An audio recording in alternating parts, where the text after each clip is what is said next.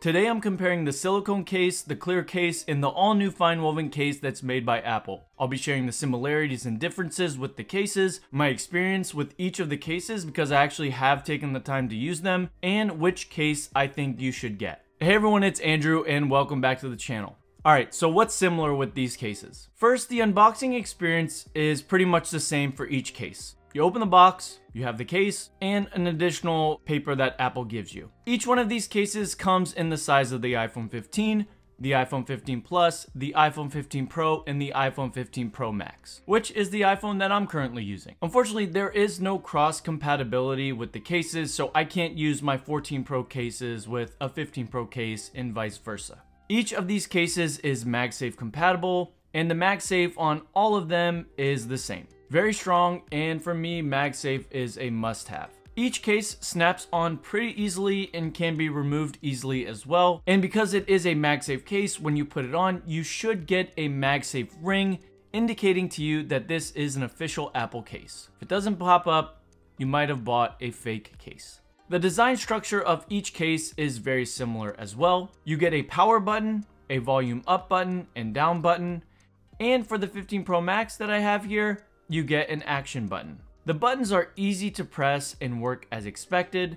There's an Apple logo on the back of the silicone and FineWoven case, and the camera is protected with a raised camera lip for each one of these cases. All of the cases are actually pretty light and don't add a lot of additional bulk. Looking at the silicone case, it has a cutout for the USB-C port and holes for the speakers. The FineWoven is slightly different with a hole cutout for USB-C and cutouts for the speakers. And for the clear case, it has a open bottom, which in my opinion actually feels better in hand. Now getting into the differences and staying with the clear case now, it's a clear case, which has a huge advantage of showing off the back of your iPhone.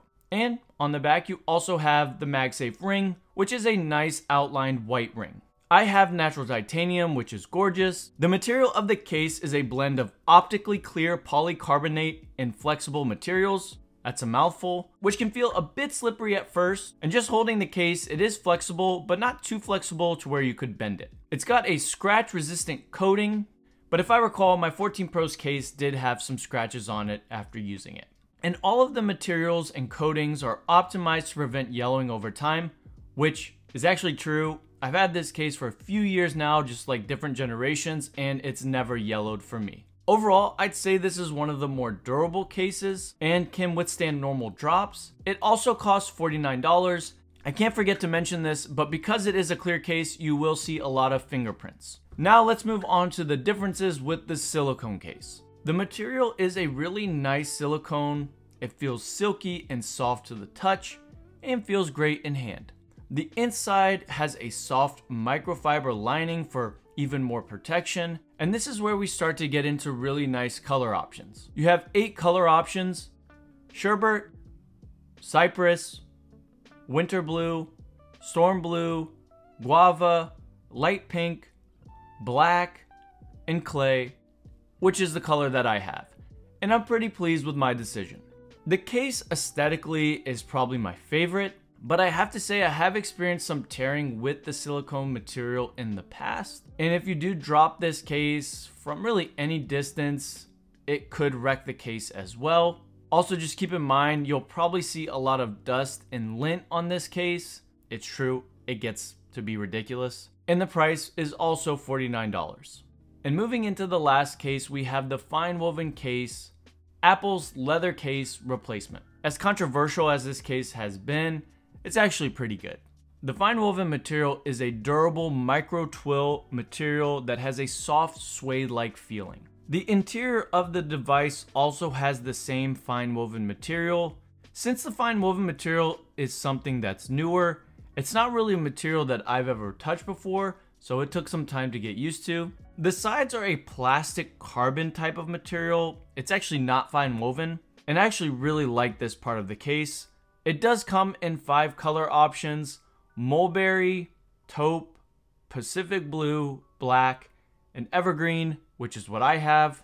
And honestly, I kind of wish I would have went with Pacific blue. I think evergreen is nice, but it's just a little bit too dark. As far as MagSafe goes, it does leave an imprint of the accessory you used with the case. So like my MagSafe wallet, the outline of the wallet shows up on the case, which is kind of interesting. The case does seem to be pretty durable with most drops, and honestly, it's likely not to get too busted up when dropping it.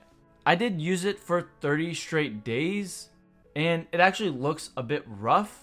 You can see some wear and tear already, and so there are some long-term concerns. The FineWoven case, which seems like it's the cheapest, is actually $59, and I really don't get Apple's pricing on this case in particular. Honestly speaking, all of Apple's cases should probably be $10 to $20 cheaper anyways, but this one is a bit ridiculous, in my opinion. So knowing all of these similarities and differences, which case would I choose? And this year, I'm going with the clear case. Overall, I really like the design. I like the fact that I can see my natural titanium color from my iPhone. I think it's the strongest feeling case, and it doesn't yellow over time. If you're asking for my recommendation, I would go clear case, then silicone case, then FineWoven, in that order. I do really like the silicone case though, and if you're okay with risking it with the silicone potentially peeling, I do recommend that one as well. And FineWoven, just for me, long term, I don't think I can do it. If you want to check out these cases, I will link them below in the video's description and in the pinned comment. And if you have any of these cases, let us know in the comments what your experience has been like. And if you still have the leather case, complain on the comments why Apple should have never canceled it. If you want to check out my full review of the clear case, I will leave that at the end of the video. Thanks for watching everyone, God bless, and I will see you on the next video.